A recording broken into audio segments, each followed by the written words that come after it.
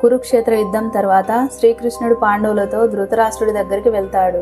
అప్పుడు ధృతరాష్ట్రుడు ఏడుస్తూ, శ్రీకృష్ణ, నా 100 మంది కుమారులను చంపేశావు కదయ్యా అంటాడు.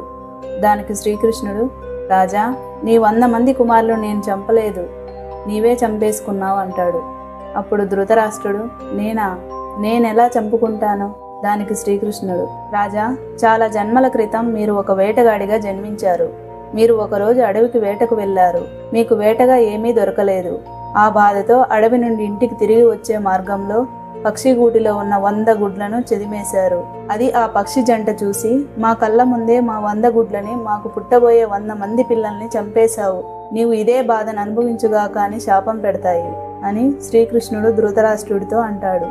అప్పుడు ధృతరాష్ట్రుడు, ఎన్నో జన్మల క్రితం నేను ఈ పాపం చేస్తే ఆ పాపం ఈ జన్మలో ఇలా నా కొడుకుల్ని చంపిందా అంటాడు. రాజా, మీరు పాపం చేసింది ఎన్నో జన్మల క్రితం అయినా మీకు 100 మంది కుమారులు జన్మించాలంటే మీరు చాలా పుణ్యాలు చేసి ఉండాలి. ఆ పుణ్యాల వల్ల మీకు ఈ జన్మలో 100 మంది కొడుకులు పుట్టారు. ఈ 100 మంది కొడుకులు పుట్టిన తర్వాత ఆ పక్షుల శాపం ఫలించి నీ కళ్ళ ముందే నీ 100 మంది కుమారులు చనిపోయారు. అది నువ్వు చేసిన పాపమే రాజా అని అంటాడు. దానికి ధృతరాష్ట్రుడు బోరున విలిపిస్తాడు. నీతి: పాపపుణ్యాలకు ఎవరూ అతీతులు కారు.